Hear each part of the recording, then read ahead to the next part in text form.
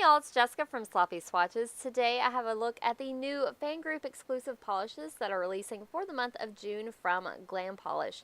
So these four polishes are inspired by the Hogwarts houses from the Harry Potter universe, and I am completely in love with them.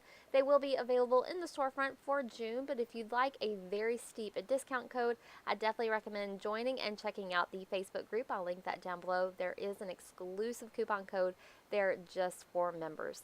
So these were sent to me for review, and I'm going to go ahead and get right into it. First up is your girl's house. This is Gryffindor, and it's described as a scarlet jelly with iridescent flakies, shifting iridescent micro glitter, fine hollow micro glitter, ultra hollow glitter, and a touch of a unicorn shimmer. So this is a very brilliant red polish. It does have a bit of a jelly base, so it is one that you're going to have to build up. Here's a look at that first easy coat of Gryffindor. This one does go on super smooth and easy. There are some flakes in there that you may have to just kind of manage a little bit to get them exactly where you want them, but it's really not an issue at all. 2 coats brings this one right to the edge of being full coverage, depending on how you apply your polish. If you'd like to go in a little bit thicker like I do, this was pretty well opaque in just 2 coats. I am going to go ahead and show you what a third coat looks like. I feel like for most of the polishes in this Quartet, I did go in for that third coat. It does just deepen up that finish a little bit and brings it for sure completely opaque. Here is just a really quick side-by-side look. So to the nail on the left, I had only done 2 coats, and then the other nail was 3 coats. So not much of a difference, just maybe a little bit deeper finish. There's a look at that completed mani at 3 coats before a glossy top coat, and then once more at an angle in direct sunlight with a glossy top coat. I do recommend going in with 1 coat of your favorite glossy top coat to help smooth out any texture those larger glitters or flakes make.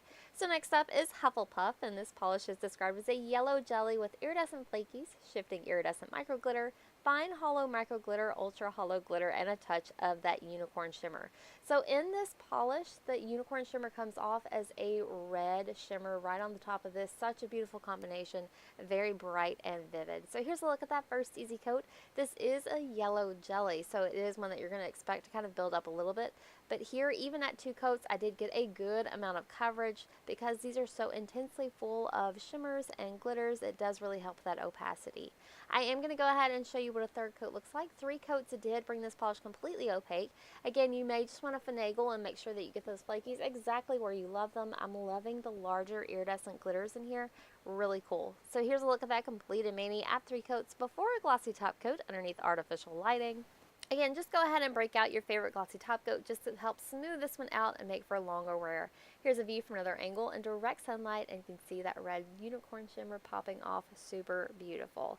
So next up is Slytherin, and this polish is described as a green jelly with those iridescent flakies, shifting iridescent micro glitters, fine hollow micro glitter, ultra hollow glitter, and a touch of that same unicorn shimmer. So super beautiful there in the bottle, just as gorgeous on the nails.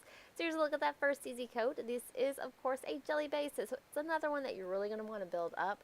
I think for this one I did end up going in a little bit thinner here, so I did need those 3 full coats to bring this one completely opaque.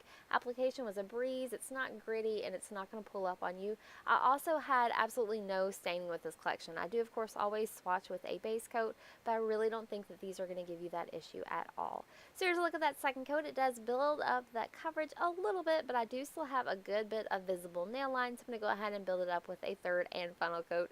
3 coats that did bring this polish completely opaque. I'm still seeing a little bit of VNL here, but I think again it's just my reflection off my mirror base. I've really got to kind of play with my lighting setup to get that all figured out. So here's a look at my completed mani at 3 coats before a glossy top coat, and then once more from an angle in direct sunlight with that glossy top coat. This is my final swatch photo at an angle in direct sunlight. So last up today I have a Ravenclaw, and this polish is described as a blue jelly with iridescent flakies, shifting iridescent micro glitter, fine hollow micro glitter, ultra hollow glitter, and a touch of that unicorn shimmer. So again, I think it's showing up a little bit red here in the bottle. Super beautiful. This is like a really cool denim shade blue, really very summer appropriate and bright. Again, I love how those iridescent glitters are showing off in this jelly base. Just a really pretty mix. So here's a look at that first easy coat. It is a little bit sheer, but I'm going to go ahead and build it up with a second coat. Depending on how thick you like your coats, and honestly, I would probably err on the side of doing thinner coats with this collection just to make sure you get those glitters where you want them, but I did have pretty well full coverage at just 2 coats. So here's a look at that completed mani at 2 coats before a glossy top coat underneath artificial lighting, and then once more from an angle in direct sunlight with a coat of a glossy top coat. So this is my final swatch photo. So that does wrap up my swatch and review of the June Glam Polish Fan Quartet featuring the Hogwarts houses. If you're interested in seeing any more photos of any of the polishes featured here today, I do have those available on my blog at sloppyswatches.com, or you can also follow me on Instagram at sloppyswatches. I'll go ahead and link both the fan group and the webpage for Glam Polish down below where you can shop directly. And thanks so much for watching, guys. See you next time.